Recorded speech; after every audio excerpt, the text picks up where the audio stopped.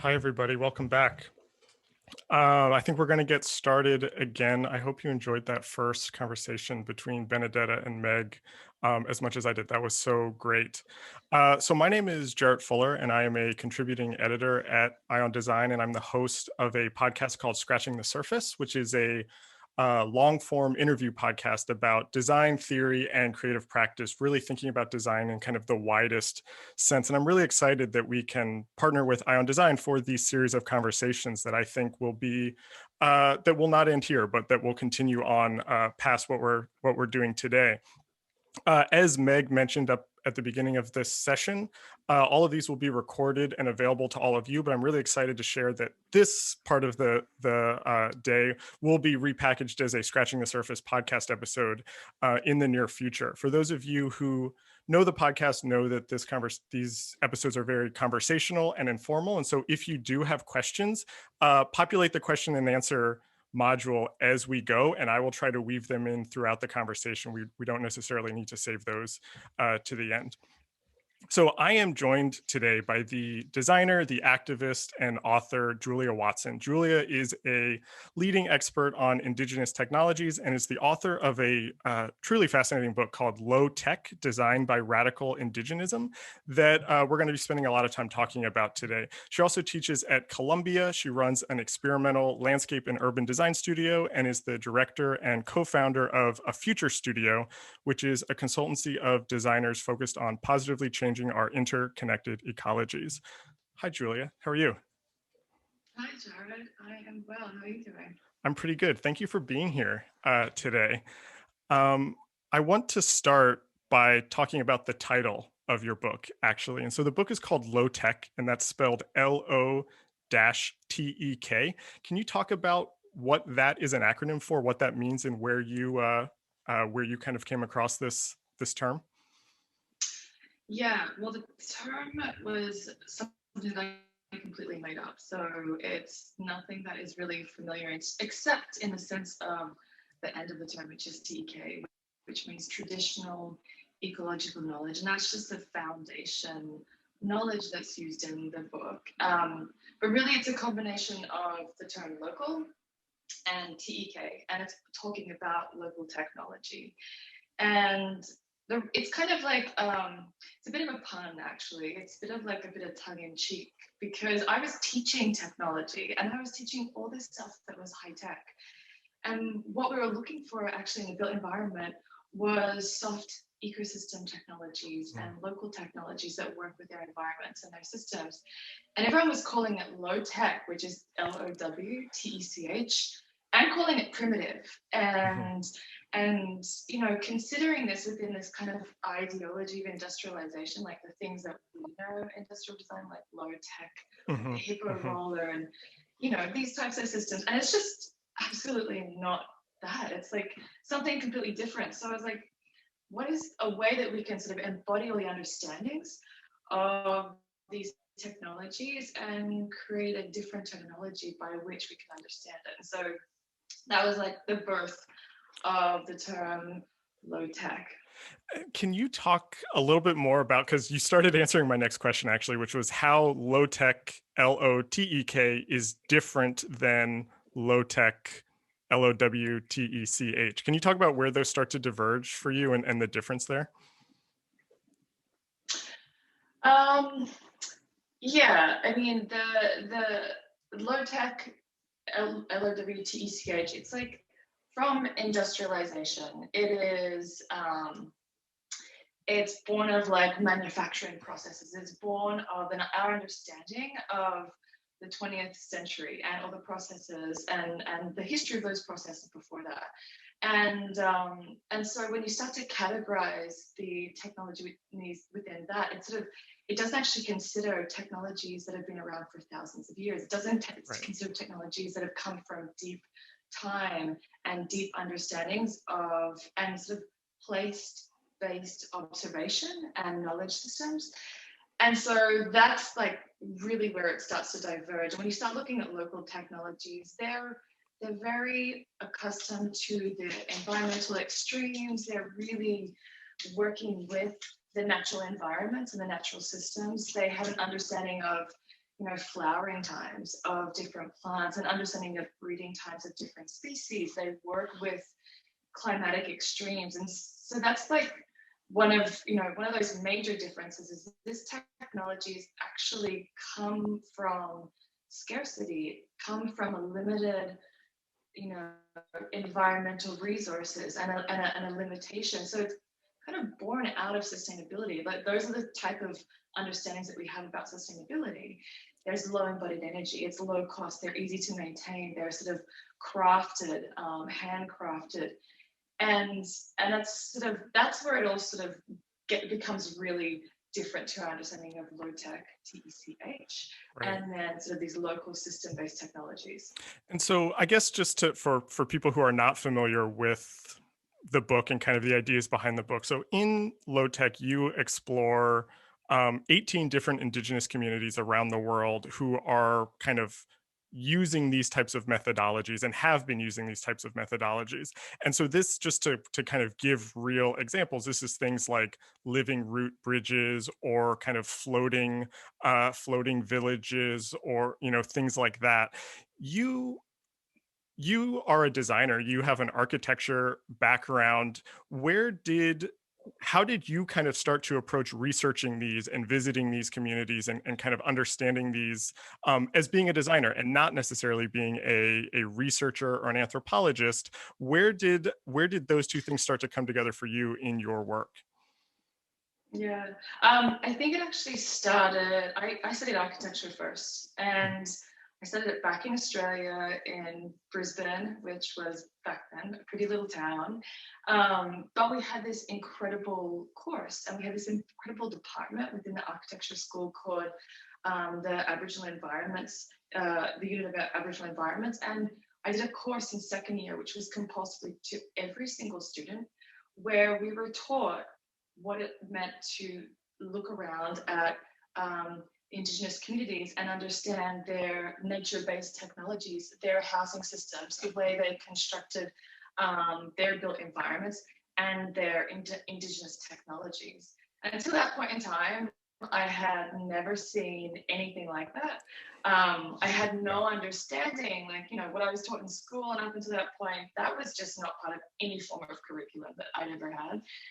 And I haven't actually found that type of teaching since. So that was like this moment that really shifted my thinking in terms of the built environment to like understanding how there's different ways of designing with nature, symbiotically with nature, and really working with natural systems and taking cues from the environment to sort of understand how to capture those energetic systems within what you're designing in the smartest way possible, passive design.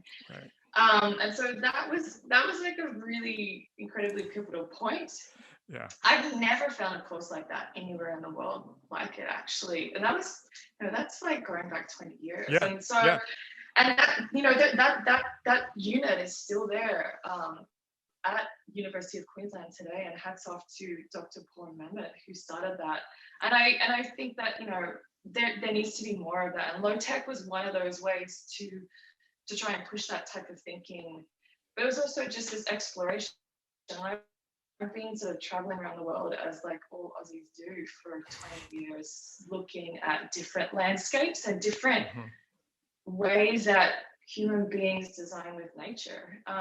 More as sort of just a speculative understanding that started there. And as I got deeper and deeper into teaching technology and teaching design studios, it just became abundantly clear that we're really interested in remediation and these industrial landscapes. But when we're dealing with remediation and industrial landscapes, the reparation for that, like the cleaning of those, was using soft technologies. And the soft technologies was what we were looking at in these technologies from local ecosystems. And so it was just really apparent to me that this is where we're heading, and this is what needs to happen, especially with climate change. So can you talk about that?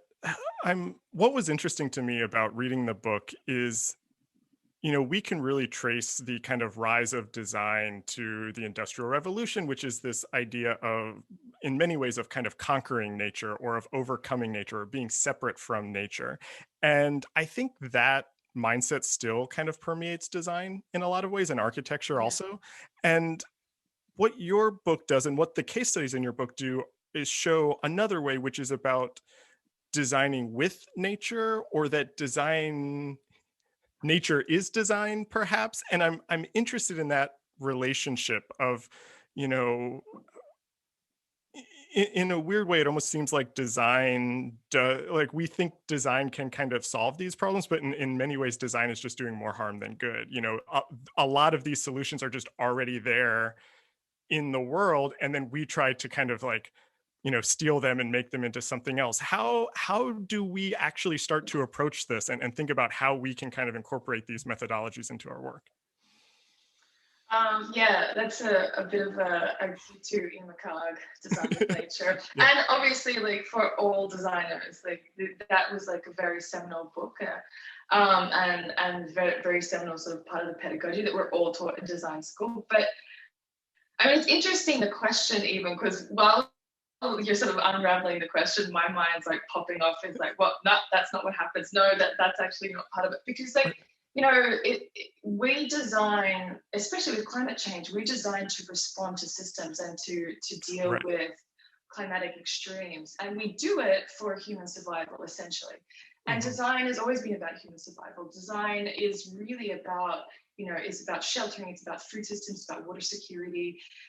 You know, we can expand upon that, obviously, and build in aesthetics and functionality and performance and so much more into that conversation. But all of those things are still embedded within, you know, the systems that I'm exploring as well. And there's specialists, there's engineers, there are scientists, Mhm. there are, you know, people constructing these systems for a very long time, creating narratives around them. So might be like a different, you know, if we wanted to equate it with, you know, a team of how we would work, there's similarities, but then there's like extraordinary differences. But there are incredible expertise involved in the construction of these systems. Um, and, you know, I think low tech is more, it is more to sort of like bring to the forefront and bring to the, you know, a number of things, bring to people's attention that, you know, local technologies are being erased by Yeah. the way that we work as designers globally. Like very commonplace, designers go to different countries and they take with them the technologies that they know, built in the environments that they're aware of, the materials that they have used before. And they're often, you know, they're often asked to come to different countries to give those Right. expertise. Right. But the relationship of providing expertise and providing, you know, the set of systems that you know about doesn't take into consideration systems that already exist, the knowledge bases that exist in the environments that you'll be working with. And I think that there's this, it's becoming incredibly apparent, and also it's being questioned, the efficacy of that happening Yeah. globally in response to climate change, whether that's appropriate. And the local communities are really the ones who are questioning that. So therefore, we as designers, we need to step back and question, why would we want to go into a different community and a different country and work with a different government when what we'll do is start to erase knowledge, Right. culture, ecosystem, and we won't be building systems that will be able to be repaired after we leave, won't be able to be maintained after we leave. And, you know, if there's this whole set of issues that I think I'm going to take my mic off just a sec. I'm going to go rogue here. Uh-oh. Can you hear me now? Yes. Can everyone Can else you hear hear? me? It seems Yes, fine. I can hear Yes. you. Yes. All the yeses are coming in. Okay. That's okay. I can't hear you very well. That's the problem. Oh no. So, I mean, I think that now there's this thing where we're starting to question a lot of like the efficacy of like, should we be doing this? And, you know, you know, what is a better way to do that? And the better way to do that is to really work with communities and to realize that some of these systems that are out there, like there's one amazing example in the East Calcutta wetlands where, you know, this system has so much potential for multi-scalar different outputs. It's a sewage treatment system that also grows food. It, it cleans water. It provides habitat. It provides 100,000 jobs. It does all these amazing things, and we don't, people are sort of, there's a promotion that we should actually erase that system and build in a sewage treatment plant to make something that's more industrial, to make something more modern. When the system is incredible, it's so unique, and it expands as the city of Kolkata has expanded as well. I'm interested. You I think you're onto something when you're talking about this kind of erasing of knowledge, and you write in the book about how many of these kind of methodologies have been erased or have been appropriated by other people, where their kind of initial work has gone unnoticed.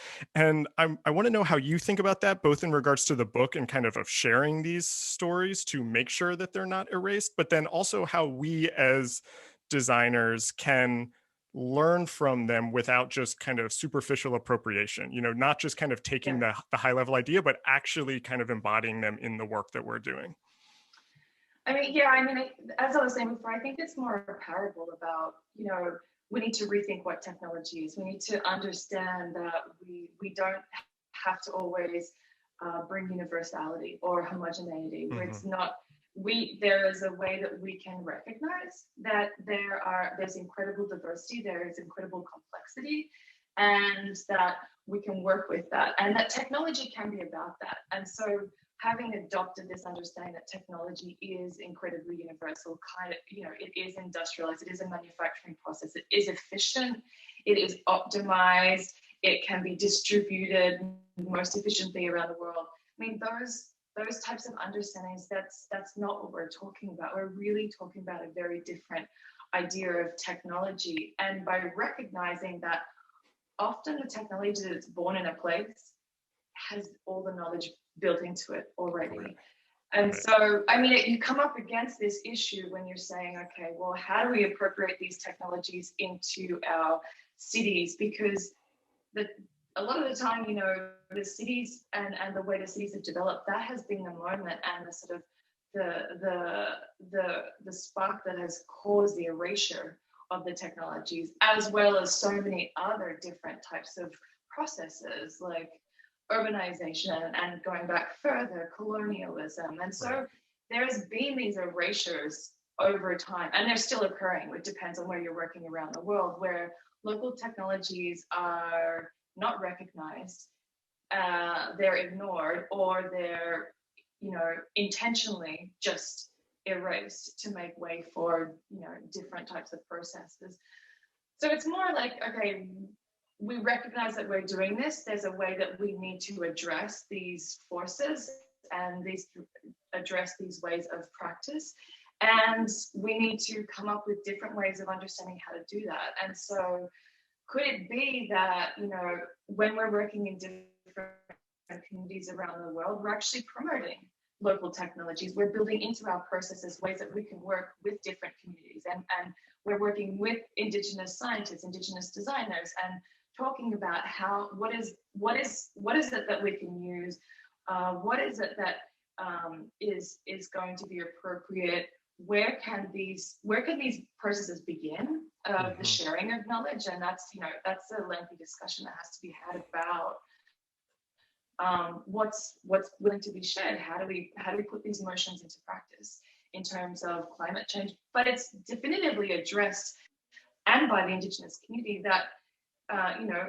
we need to stand by or behind Indigenous leaders when we're coming into talking about climate change and sustainability, because it's recognized that these communities have been the people who've been protecting our global biodiversity far better than any of the conservation systems that we have built, because we see conservation peaking at the same time as we see global biodiversity loss and the planet and climate change peaking. So we've got things out of balance. We need to redress how we're actually going to approach this. I have a possibly big question that I'm not even totally sure I can articulate in a clear way. So I'm going to try, because I think what you're saying about the designer's role is shifting, and this kind of question of the designer going into a community, I think, is already questionable. This idea Yeah. of working with communities, of kind of lifting up communities, uh, is very clearly the way to go, and that they have all of this knowledge. And so, I guess this is perhaps a two-part question, which is one, how do we how do we avoid romanticizing or othering or kind of putting distance between us, primarily Western designers, trying to understand this, so we don't just kind of you know talk about it in this kind of like magical way, but actually really understand it. And then two, how does the designer shift from being savior who goes in, colonizes, brings their knowledge, but as one who's working together? What does that mean for the designer's role in that process? I mean, I think a big part of this question is really about education, and not education like in sort of pedagogy and Yeah, the academy. It's like the role of the designer as the educator right. working within the project. And it can be all those other things as well. But if one is working on a project, often when you're working in a project in a country that is hit by a disaster, you're needing immediate relief, needing immediate expertise, thinking perhaps on a large scale how to sort of think about responsiveness and as well as prevention. um, the way that foreign direct investment works is that the government will say, well, we need this line of money for sanitation. We need this line of money for building houses. We need this, Hmm. and it's very much applicable to like a framework of budgeting and project management that doesn't sort of work Right. in the right way with those types of systems. So, you're not going to get to be building or restoring or working with an indigenous technology that has food security, water security, sanitation, job security, and all those things when you're asking for concrete culverts, because the concrete culverts will get you the money. So there's like this Right. sort of like education process with governments to as well say like, well, if you want to achieve all these things, perhaps within the disaster relief and also sort of the preparedness, you need to think about food security and how food security works with hydrology, and how that can work with growing natural resources for building materials, and how that can work with flood prevention, and how that can work with storm surge prevention. So how do you build these sort of multiplicity of systems that function in a combination of ways for when the climate extremes come, but also when, in the moment for the every single day, Right. and what you'll need after something comes that'll get you food security, water security, sanitation, etc. And those systems exist, and that's what's really interesting about them. There's not a single, it's not a singular function system that we're talking about. We're talking about systems that are really complex. And I think that that's really key in understanding that climate mitigation can really, in a very tangible and a very sort of scalar way, understand how to use the knowledge in the Mm. systems. I mean, the other side is obviously what I've mentioned before, is working with communities, working with knowledge bases, working with people who hold knowledge, working with designers who are from those locations, working with Hmm. scientists and saying, how do we build these teams, and how do we build these systems? How do we do this R&D? How do we put it into the process of the design? The savior complex, I mean, I think the Western savior complex is deeply embedded when it Yeah. comes to climate change. And that's, I talk about this idea of, survival of the fittest to survival of the symbiotic. And that Mm. comes from, actually comes from fluid dynamics theory. Mm.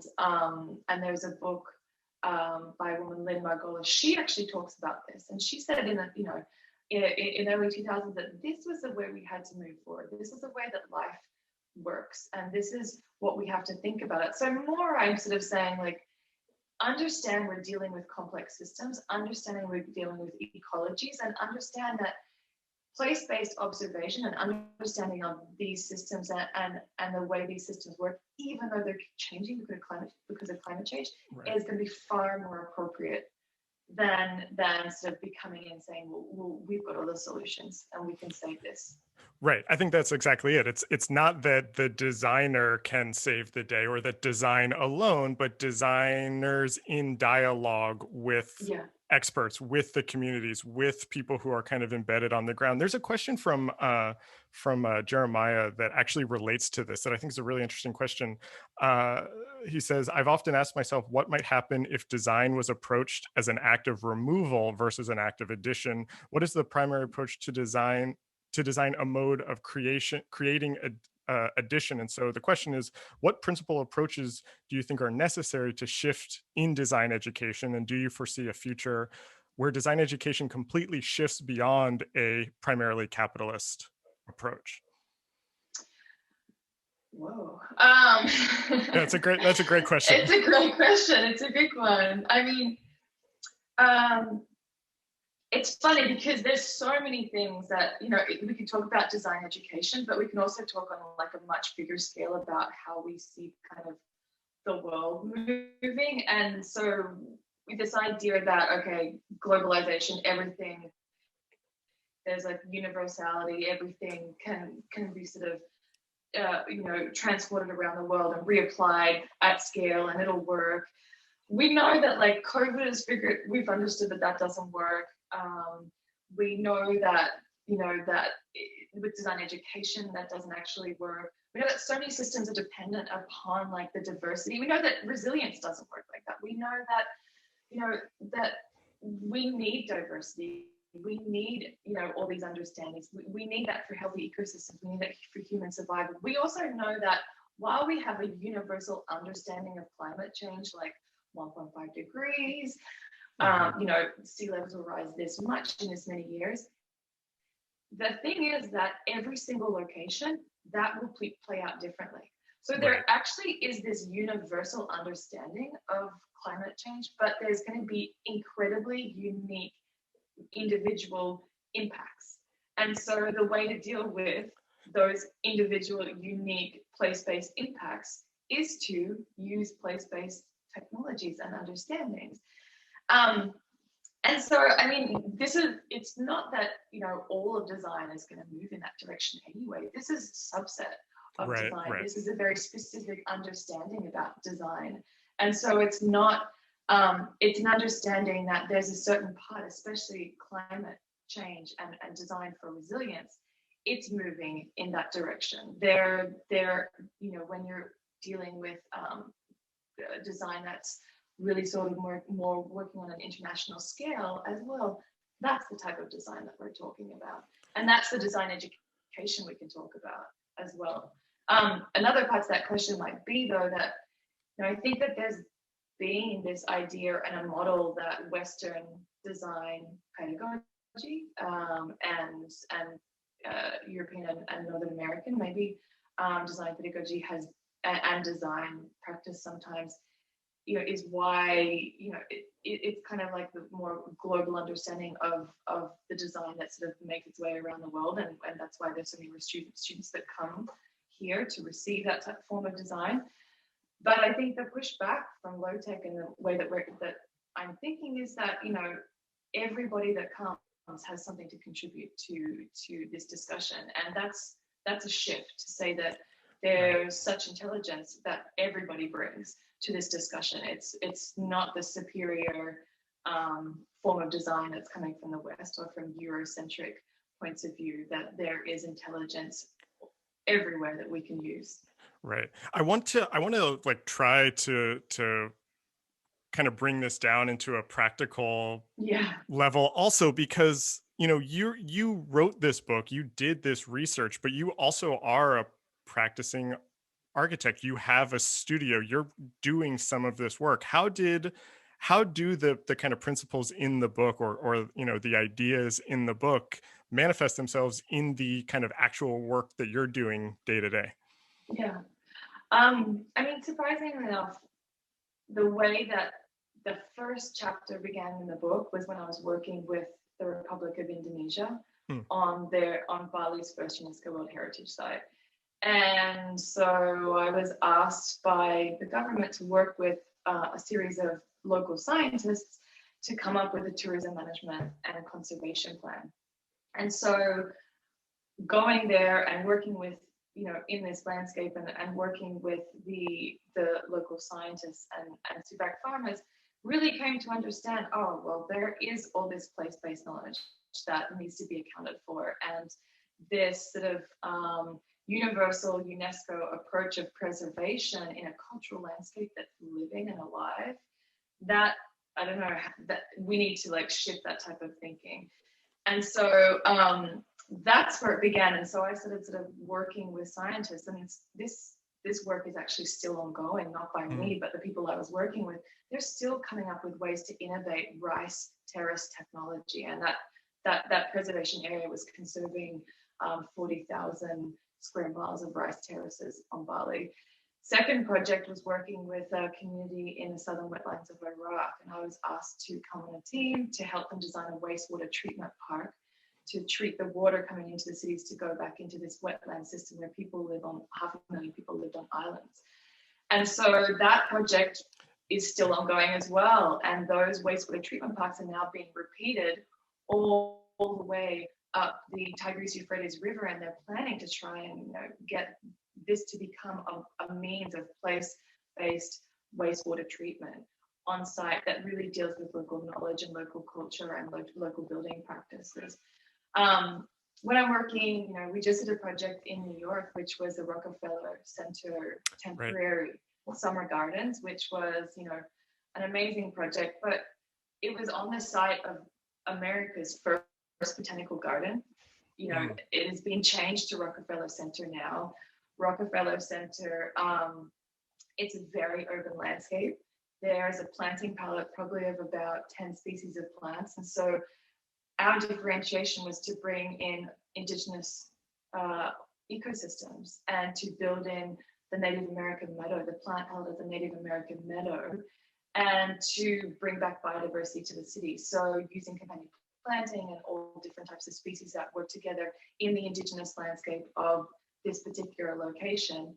And we're planting all these different species. We use like 45 different species, and before we finish planting, there's bees and butterflies all over the place, which you never really see in that location. So there's those types of ways of using habitat restoration to then, or rewilding, as is the really popular term, to bring back biodiversity back into the city by using those understandings as well.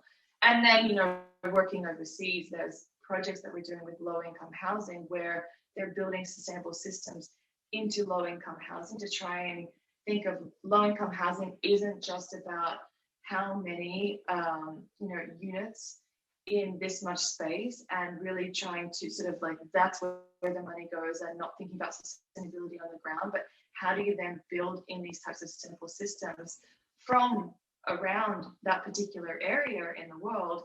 Can you build that into the actual landscape and into the infrastructures that's built into these huge developments?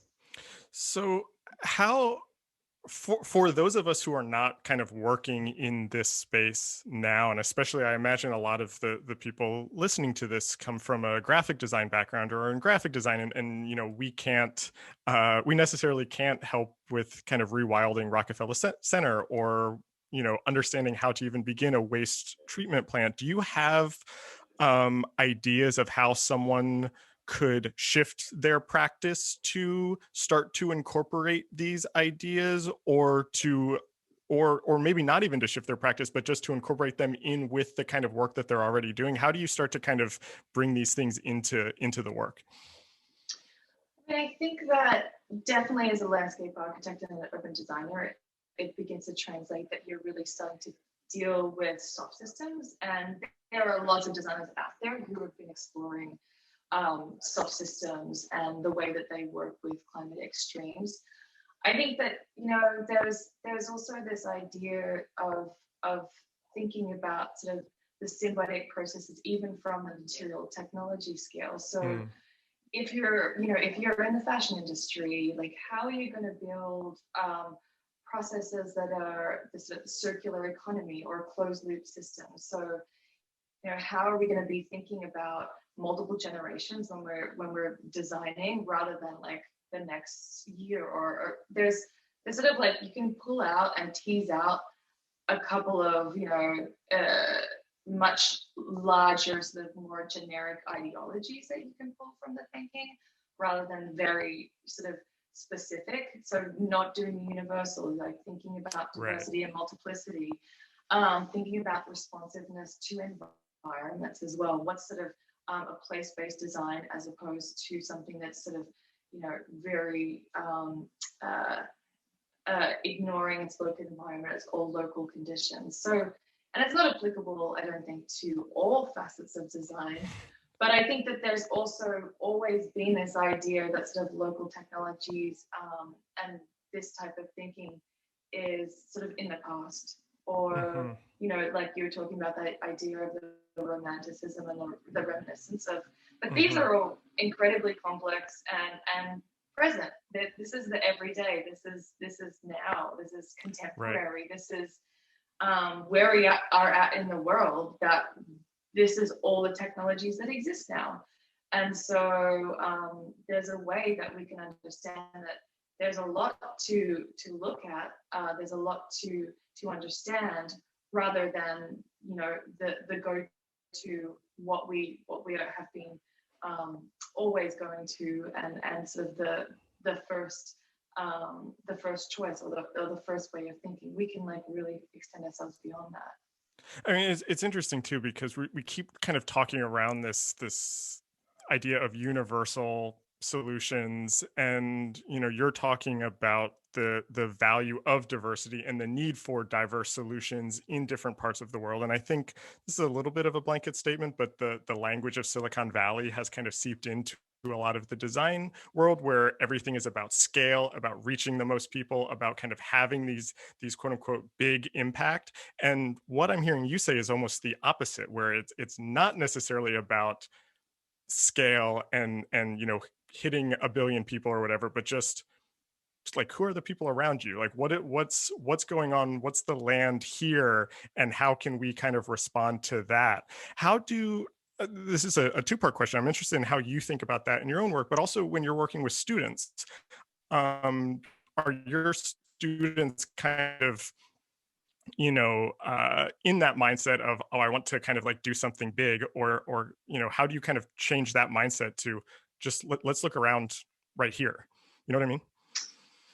Yeah, I mean, it's interesting when you talk about the mindset of Silicon Valley as opposed to these technologies, because there's one thing that we always talk about, is that technology, like Silicon Valley, it's born out of just such different and extreme circumstances, like endless amounts of money, endless resources, like, infinite potential for growth, when we kind of are questioning that anyway right now, in so many facets of our lives. And then the technologies that I'm talking about are, finite, limited resources, built upon scarce conditions. So they're very two different extremes.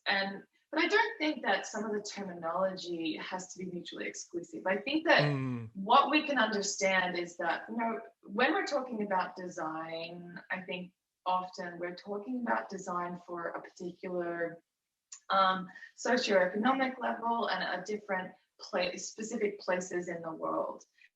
But if we're really going to talk about climate change and where it affects people first, and where it affects people probably the most, and that's going to be in places that are like 90% of the world that designers are not specifically touching, but that's where a lot of these technologies are.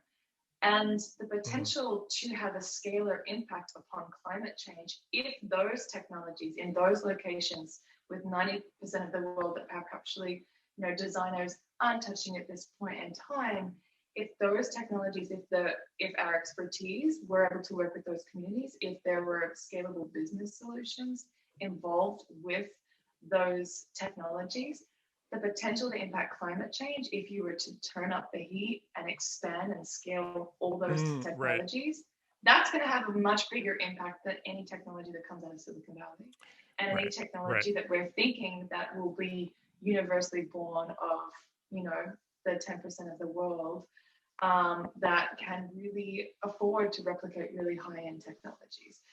So, you know, that kind of flips the concept on its Yeah. head in a way. So it makes me sort of rethink some of those questions.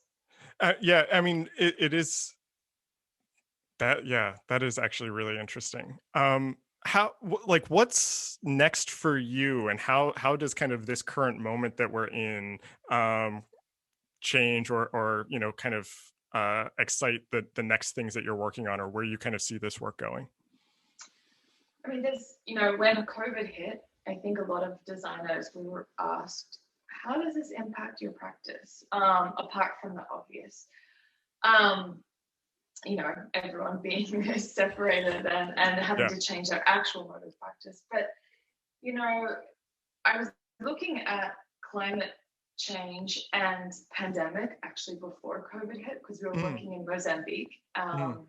And we're working in Beira and in that area, Uganda. There's been a lot of research that has already been connecting pandemic and climate change, because it's been realized that a lack of resilience in your environment will lead to outbreaks and will lead to a lack of, you know, health and migration of communities.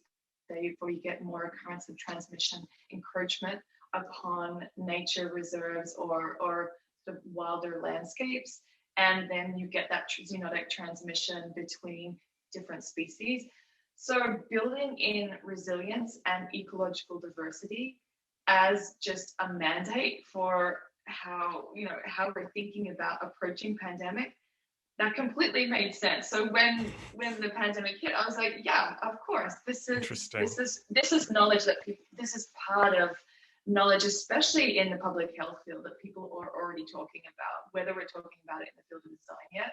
You know, we are now, and I think that trying to make the link between those two things, to say like what we're experiencing now, whether it's viral transmission or whether it's carbon emissions, because we're all wearing masks because the air is filled with smoke from wildfires, whether you're in the West Coast or whether you're in Australia, these are all things about environmental resilience, about the way we live with our natural systems, the way we develop our natural systems, the way we expand, the way we encroach, and the way that we don't. Right. So the flip side of that. And so all the, you know, the way that we have practiced, and with climate change, all of those ways, it's always been progress, because we haven't really had that indirect cycle back where through like our health or our food or our water or our environment becomes really compromised. And now it's kind of like all these indirect impacts are becoming direct impacts. And so now we're realizing, okay, the shift has to happen. The good thing is, I think that the shift is already happening. COVID has made global trade reduced, and people are already starting to shift. There's this talk about globalization moving to this thing called globalization. Oh yeah. Where you know, markets are changing, like different type of markets will respond differently. There's this idea of multipolarity, which is really about regionalism and really investing in regionality. And then that shifts towards this idea of hyperlocalism.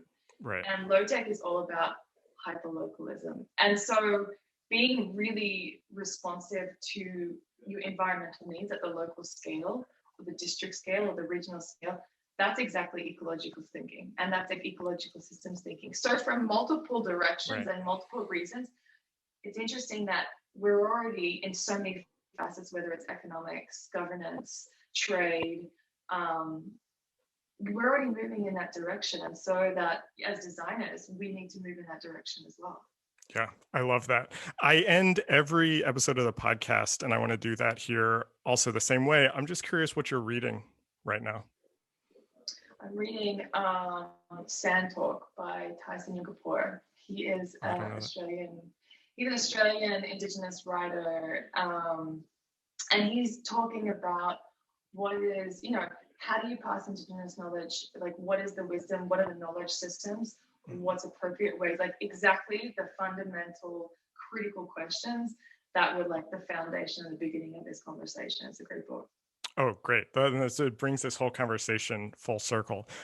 Julia, thanks so much for doing this. This was so interesting. I hope it was interesting for all of you. I encourage you to look at the book, get the book, look at the case studies that are on Julia's website, because I think, as she said, there's just so much kind of knowledge here that we can learn from. Julia, thanks again. Thanks for doing this. And Thanks so much, Jarrett. we will take another 15-minute break or so, and we'll come back for the final panel at 2 o'clock Eastern time. Thanks again.